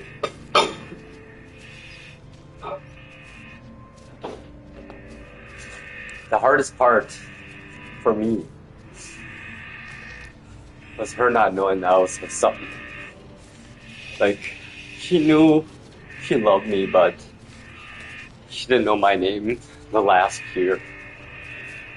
But she was comfortable, though. That was the best thing. The good thing was she knew she loved me and that I was someone important, but she didn't know exactly who I was. And that, at times that was hard, man. Especially considering the fact that my mom was brilliant, powerful, strong farmer woman that intelligent and taught me everything I knew about paperwork and finances and about being a good person, working hard, and to always help everyone. Like, they live by example, my mom and dad. Like I was in basketball as a kid, and my mom would always pick up all these other kids on the way to basketball practice whose parents, their families were poor, and like we were poor, but they're even poorer than us, and I would always get annoyed in a way at times. So I didn't really necessarily like a couple of the kids.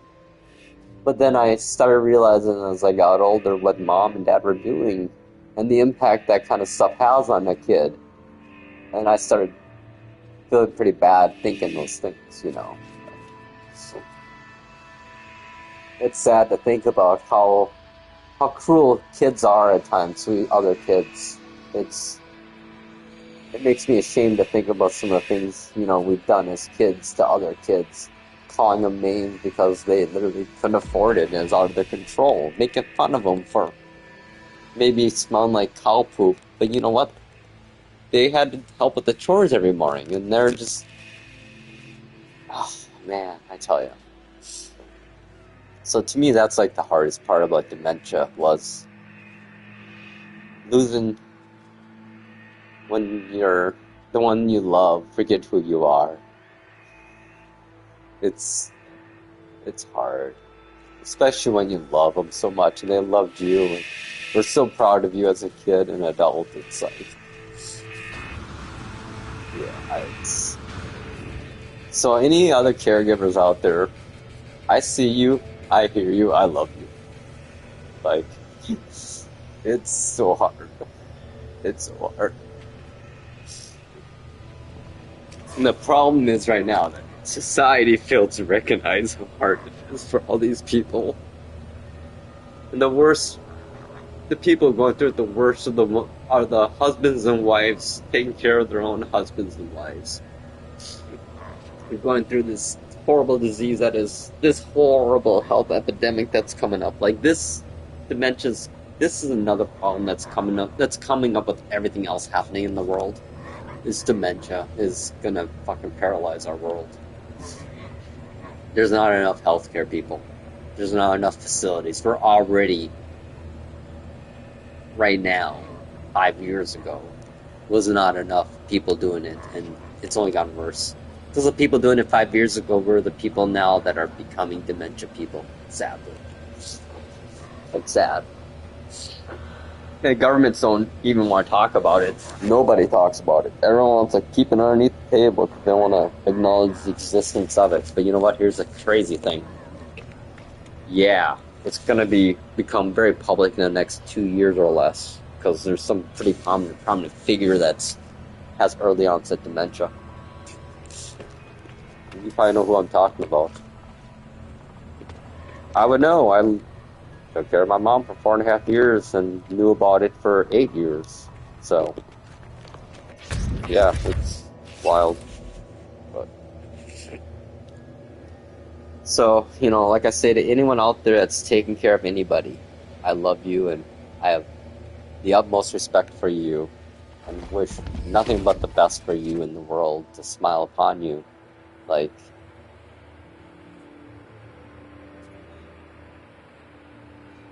it's sad that the best deeds in this world are unrecognized and unpaid. All you get is a pat on the back and you're a great person. Here, now go live in poverty and struggle the rest of your life because you gave up 5 years of your life and your peak career to take care of someone you love and didn't want to put it in an institution which are cold and heartless. But no, yeah, here you go. Here's your bankruptcy. Yeah. Oh, here's your 9-to-5 job to live and die at, literally die on the Walmart floor.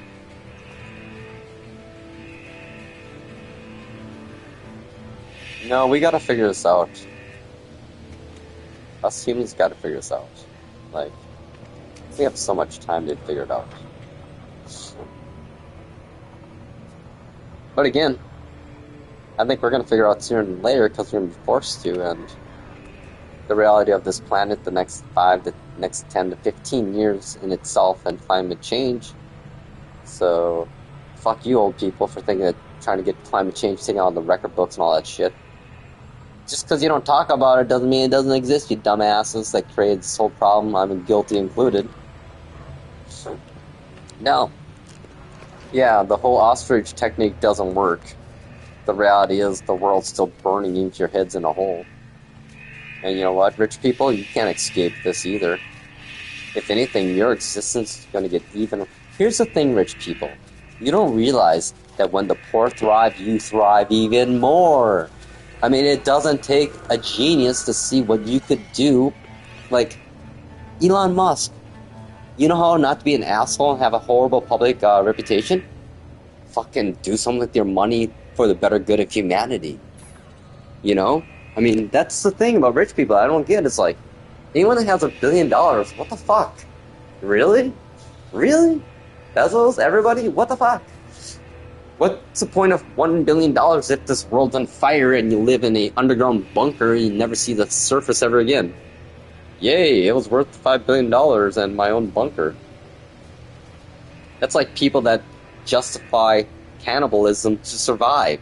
Really? You want to live after you've eaten another human being? You can live with yourself after that? Yeah, no. I think I'm just gonna starve to death, honestly. I have morals. But that's a problem right now, you know. All the rich people don't give a fuck. But you know what? This happened before in history. We've seen it before. We're seeing a lot of things repeat itself in history. Hate to say it, rich people, but here's what's happening.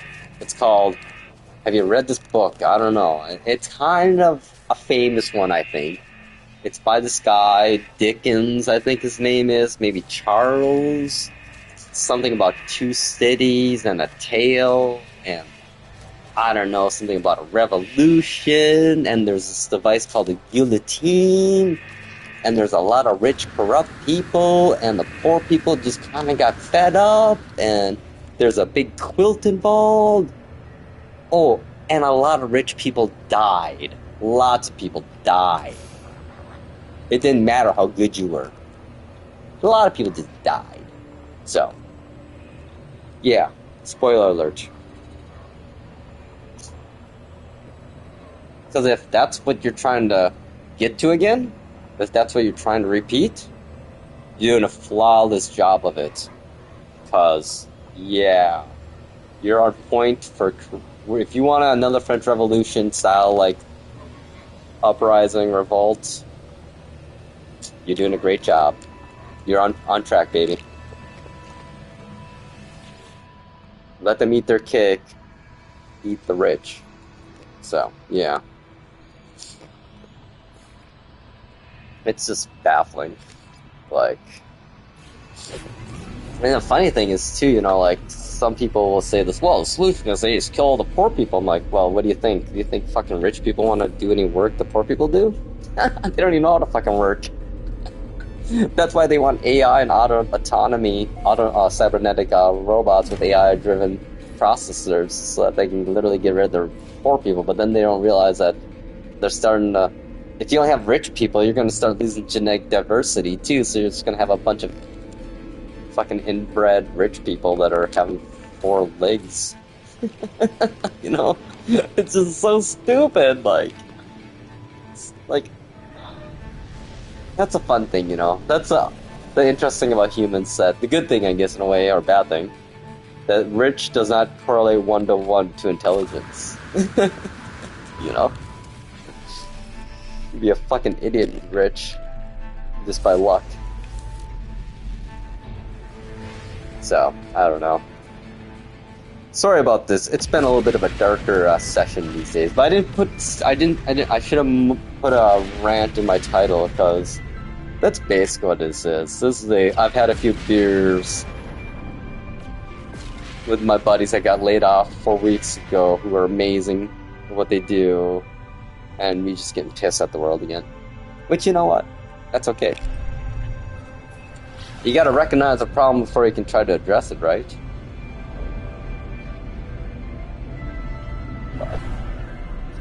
But unfortunately, I don't have any resolutions. My resolutions are just beyond implementation. There's too far out there. I mean...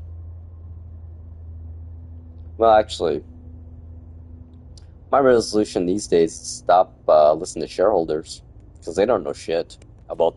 The only thing that they care about is what they get for dividends at the end of the year and if the stock price goes up or not. They don't care about the long-term growth of a company. Maybe for like the next 5 years, but nothing beyond that. Like, we lack long-term vision everywhere. And this, again, hate to say it, comes back to the algorithms of social media, which are basically purposely created to destroy our attention spans and to make us want to keep going on to the next thing, next thing, next thing, next thing, next thing. Like, I'm so annoyed with the YouTube algorithms. Like I said, I've been on YouTube now since 2006, so 19 years. The early algorithms of YouTube discovery were awesome. Like, it would find parallel topics of what you had just searched for. Not direct fucking topics. It's like, you do a search now on YouTube for, let's say, I'll do like a search for, let me think here. Like a video game. And in the old days, I would get my initial first, like 10 results would be all related to the video game or related to that. But then afterwards, it'd be parallel games that might be of similar interest to that video game or that genre. So you get parallel discovery. Nowadays, you do a search for one video game, all you get is you get everything for just that fucking video game. And then then after you watch one of those videos, your feed recommendations are literally that same goddamn video. I saw one video. You think I want to see 7 more of the same video? No. But this is where the algorithm creates radicalization. Now let's just say that topic wasn't a video game, but like Mega or Scientology. You see where I'm going here? Basically, after I do that one search and view one video, it's just gonna start feeding me more shit to reinforce that topic. It's like AI, basically. It just positively reinforces the one topic no matter how bad or horrible it is. There's no ethical review or no... Like, the governing of YouTube now is more copyright governing than it is topic-based, content-based. Dear God, if you put a copyrighted song in your video, but hey, if you talk about Nazis, hey, no problem, yo. But man, you put a Disney song in there, it's gonna get taken down right away. Yeah, pretty fucked up, huh? So yeah, Google sucks. Everyone sucks. All the major companies suck. Even Apple sucks, I mean. Let's be honest. They're all just trying to make money off of us. Like, all you need to be a good company these days is just not fuck over your customers as much as the other one. Which says, that's a pretty fucking low bar, man. When the bar is to not be too horrible is the bar, it's like, why are we buying their shit, people? What if we just didn't buy anything except our bare necessities for 1 year? Said, you know what, companies? Fuck you all. I ain't buying your shit, because you know what? This year, nothing is worth buying. What's better this year that's been produced than it was last year? There's no innovation anymore. Like, I was in tech since, 1997 hardcore. Nothing is like it was. And now it's incremental and shitification designs more than anything. It's literally... There's a reason why I bought a 2021 MacBook Pro and not a 2024. I feel the build quality for 2021 is superior to anything built in since the pandemic. That basically signified the encrapification of build qualities of everything. Because they could blame it on, lack of labor and parts. Now we just, look at car quality control these days. New vehicles and pricing, my God. Jeep? Stop hitting yourself. Seriously. I don't know what Jeep thought they were doing by thinking they could be a premium brand. I'm sorry, Jeep, you are not a premium brand. And I think the market has shown that no, they're not a premium brand as they're losing billions. Oh my God. Car industry and dealerships, man. I hope dealerships just go under left and right, honestly. Those fucking greedy bastards. You know what's hilarious though? I don't know if you've ever read about the car industry, how it works. So basically these days, all those, fancy trucks they built and put on the lot that are they want to, charge $60,000 starting off for a Ford F-150. Well, the thing is, this model is such a fucked up model. I can't believe dealerships are this dumb. They literally get stock from the manufacturer, which they loan from the manufacturer on a loan. And then after about a year, they have to refinance that loan at the interest rates if, they haven't sold the stock. Oh yeah, You should see all the stock that's been around for 365 days. So what does that mean? Those dealerships that have all those cars that have been there for a year, they're paying money on those cars to the manufacturer for having it on their lot. So they're literally paying interest on a car sitting there they're overpriced and that no one's ever gonna buy. So yeah, you know where this is going. Boom! Crash! Yeah, dealership's gonna be next 2026 will be the year of dealership failures left and right. Like it's gonna it's starting to show itself, but it's gonna hit hard next year. Unless something crazy happens, which I don't think it is. Like I hate to say it though, we are literally, I think, in a recession. It's just that no one wants to admit it yet. So I mean, like, based upon what I do for research, looking online and just checking around with people, is that consumer debt is ridiculous. Like, buy now, pay later might have broken the financial world right now. And every personal finance person, like, yeah, it's fucking ridiculous. Like, where the fuck are you, government? Why are you allowing people to buy a burrito on buy now, pay later? Like, really? Are you fucking serious? Like, really? Is that happening? It is. It is. That's what happens when you have Trump in office. Oh, by the way, where's the complaints about how old he is, yo? Remember Biden? Oh wait, he's older than Biden! What the fuck, y'all? Yeah, hypocrites, man. You know what the funniest thing I get kicked out of with this whole Trump stuff and MAGA is that of all the people in society that are being affected the most in a negative way, see where I'm going here. It's MAGA supporters. Because you know what? Statistically speaking, they're not the rich ones in society. They're the ones in the lowest tier of income levels. I know, because they're in the rural areas, which are, oh man. And the ones that are, and then, well, then you have the opposites of them too. The ones that are high earners that all of a sudden think, oh, I might eventually be in the 1% wealth of America, so I want these tax benefits that I'll never see. Yeah. That's the funny thing about the poorer people at times, like myself included, guilty, honestly. Thinking that, oh, I don't want these loopholes closed. I might become a millionaire at one point. But then at some point I realized I'm never going to be a millionaire. So what the fuck why am I hurting myself in my situation now thinking about a potential reality that may never and most likely never exist? A condition I'll never be in. I'll never be in that percentile. No one is ever. I mean, 1% of the population is. It's not easy to get in that 1%. You know? So why don't I focus on things that affect me now and other people I know now, you know? I don't know. It's... Again, we're humans. We're just so interesting in the way we like to work against ourselves and our own best interests. We're just so self-destructive at times. But also so beautiful at times too, you know, like empathy, man. That's a beautiful thing, beautiful human thing. It's what keeps my hope in humanity is empathy and love.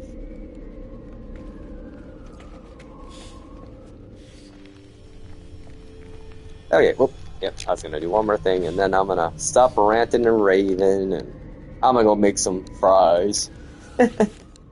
I should hit the nip too, then put on like a super chill movie and cry a little too. Oh, also, young men, and just men out there, never be afraid to cry. Actually, you know what? For the most part, don't be afraid of what people think. You know, like, you know, I've said before, talked about before, about the alpha male movement and beta males. I'm like, number one, if these are true alpha males talking, number one, you don't call yourself alpha male, because that's rule number one. It's like Fight Club. You don't talk about Fight Club. Rule number one of alpha male, you don't talk about alpha male, because alpha males don't need to be called alpha males, because they are alpha males, right? And the moment you call another one a beta, you are the beta. I'm sorry. You know what, me? I'm just a man. That's all I am. I'm just a guy. I am more proud of my non-masculinity than I would be of my masculinity, honestly. My empathy and my emotional IQ is what defines who I am, what sets me apart from any other normal dude. I'm a softie, I'm a sucker. And you know what? That's okay. And you know what, too? It's gotten me pretty goddamn far in life, being a nice, good person. People are gonna fight for you, no matter what. Like, for example, just calling somebody a customer service agent on the phone and being a good person to them. There might get to a point in the call where they're like, I can't do anything more, I'm sorry. I'm like, oh, that's okay, you know, I appreciate your time, it's all your hands. And then at the last minute, you know what, hang on, one second, let me quick talk to my supervisor here, and sure shit, they're gonna go the extra mile for you. If you're just, and all it requires is just to be a decent person. Like, that's my life hack to people, is kindness. That is all it is, kindness. Being real and empathizing with them and putting yourself in their shoes, which we fail to do these days, which blows my mind. Like, it's not that hard to do. Like, how would you feel if you were in their shoes in this situation? Now think about how you would feel. Oh, you would feel like they would, huh? Exactly. So now let's look at their point of view and see it from your side now. Maybe you should change your point of view of how you view that, because if you were in those shoes, you would probably do the same thing, you know? I don't know. I don't know. That's my goal in life. I just want to bring some good to the world. Try to help change it for a better. I always want to help the kids get ahead in life. I want to give the kids the same advantages and opportunities that all of us older generations had. But unfortunately, it's not looking good right now. And number two, the kids aren't lazy. They're not. They're always late. Every generation says that about the kids. My generation, the previous generation.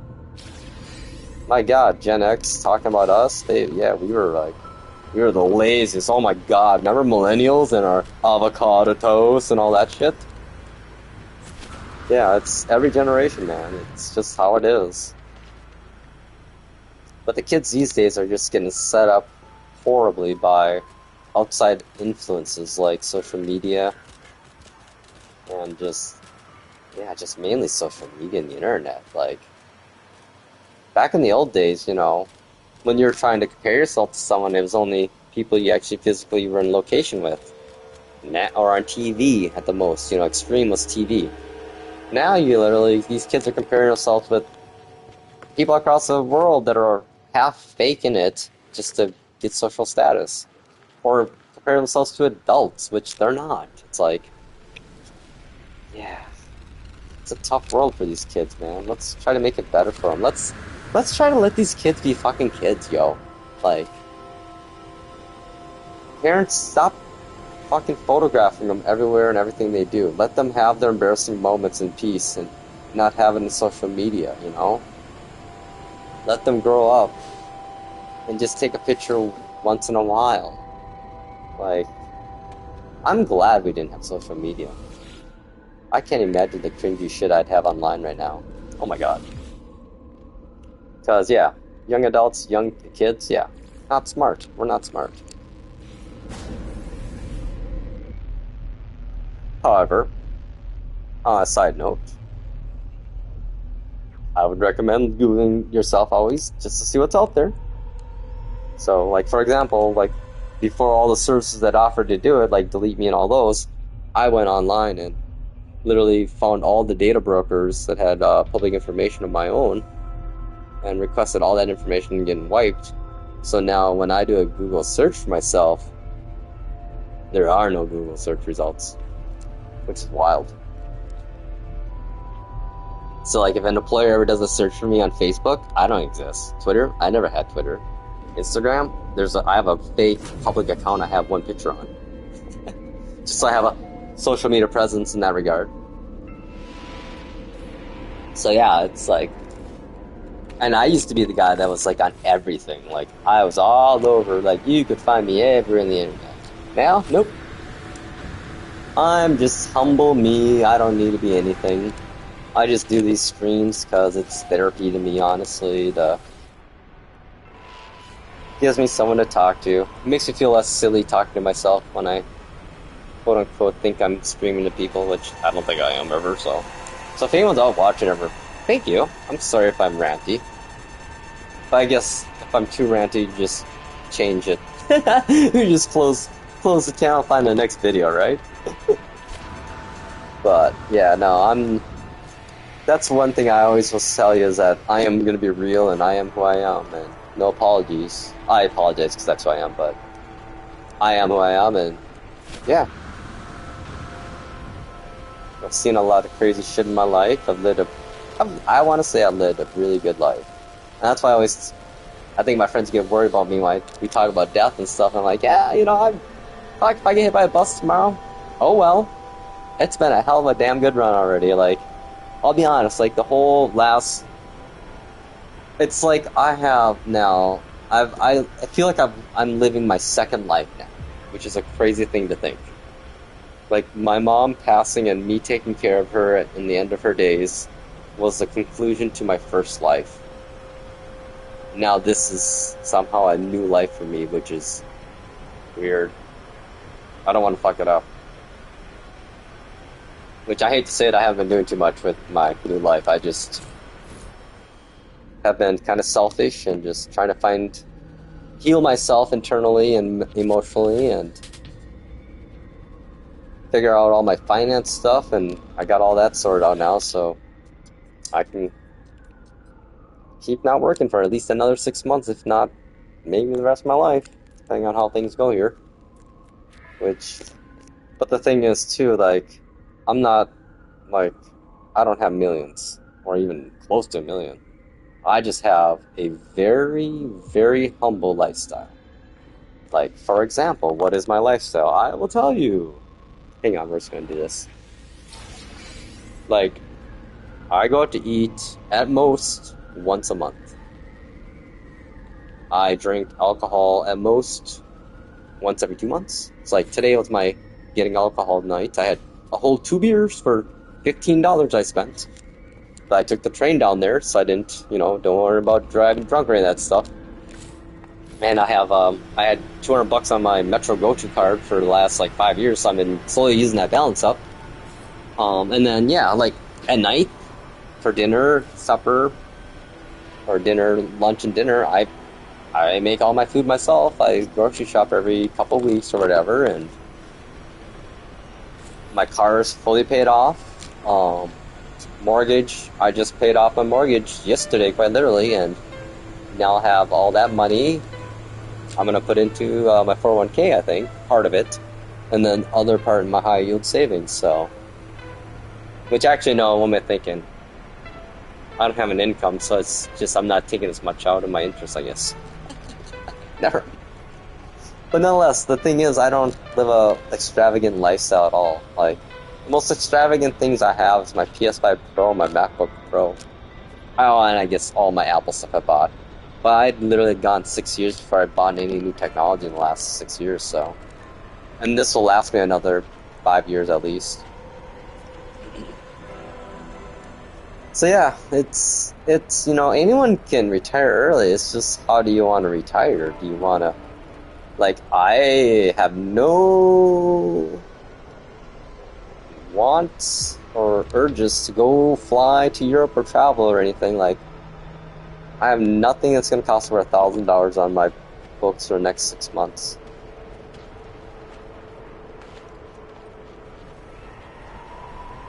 So yeah. Because you know what? I don't need to impress anybody.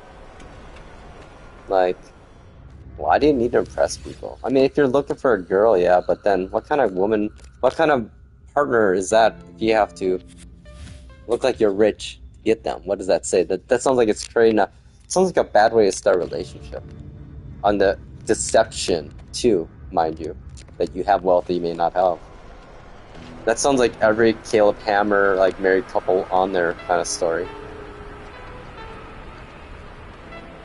You know what baffles me though, honestly? Like, I have yet to order. I will never actually order DoorDash in my condo here ever, because one, who the fuck wants soggy cold food? Seriously. And two, holy balls. Why would you pay that much money again for soggy, shitty food? Like, if it's maybe packaged items, like grocery stuff, yeah. But food? Dude. I'd rather drive to Domino's, pick up the pizza, and drive it home. And it's in a much better condition. I know that no one's licked it or touched it or ate it from it. And I don't have to tip anybody, except for the dude that gave me my pizza at Domino's. And I literally saved myself like $15 versus delivery. And it's just as good, if not better. Like, yeah. Domino's pizza, man. Solid, dude. The moment they realized that their pizza was shit back in the 90s and they redid the recipe, no, maybe it's 2000s, actually. See, there you go, companies. How to market. Look at Domino's. They were self-aware. They admitted their pizza was shit and tasted like shit. And the first thing they did to fix their company, they made good pizza. Yeah. That's the thing, companies. All you gotta do is the bare minimum to look like a good company. That's how bad things are right now. Like, just literally give the customer what they're asking for, and you're gonna win. You're gonna be like the talk of the town. Oh my god, if you go above and beyond just barely what the people expect, oh my god, you're gonna get a fan club. Like, seriously. Is it that hard to do what we want you to? Like, do you have to nickel and dime us? Because, you know, eventually we're not going to have any more money. And then what? Who are you selling these expensive products to? Oh, no one. Yeah.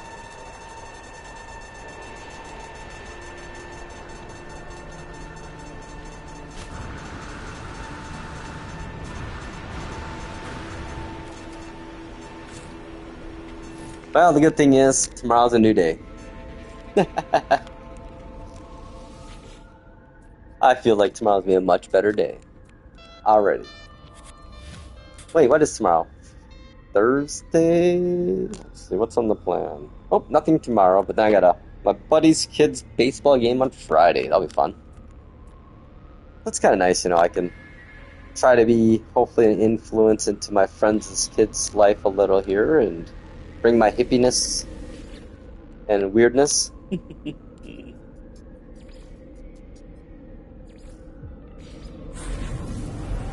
Yeah, honestly though, in reference to No Man's Sky right now, I don't know what they patched. Like, I gotta look it up now, because I haven't seen anything obvious. Like, the big thing for me, I thought they were gonna fix was the light colors, but I think it's all Switch 2 related fixes, probably. I'll have to go on the website and look at the patch notes later.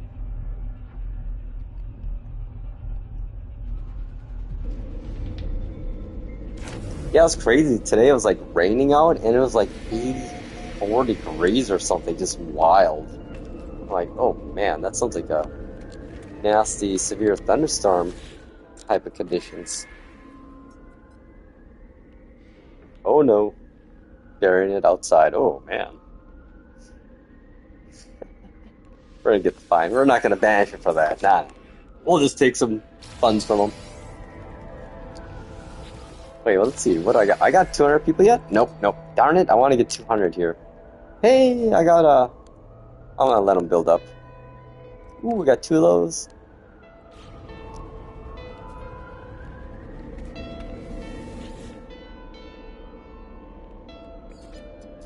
Yeah, I think we'll just head back to the bakery quick, and I'm gonna save, and then I'm gonna work on some food. I might even play some NBA 2K16 again. Yeah, I made it to the playoffs, so I'm in, let's see, we're 3-0 in the first round. And, I have not been playing very good, though. My 3-point game is so bad right now. I don't know what's going on. My timing is so off. I think I switched the shot animation. That's what it was. Oh, yeah, I did, didn't I? That explains it then. My timing's so messed up. But yeah, it's funny. I tried to play NBA 2K25, the newest one I got on PS Plus or whatever. And I literally It was horrible. Like they changed the shot meter and how the shot worked, and I'm like delete, and I went back to see which version I could play that still had the My Career mode without servers being up. The last version of NBA 2K you can play it with My Career mode offline is 2K16, even though parts of it is still online tied, but oops, hang on. But for the most part, you can play almost all the My Career stuff. So, but 2K17 you can't. It basically don't even work. Pretty messed up, huh? Screw you, NBA. Screw you, Take Two, man.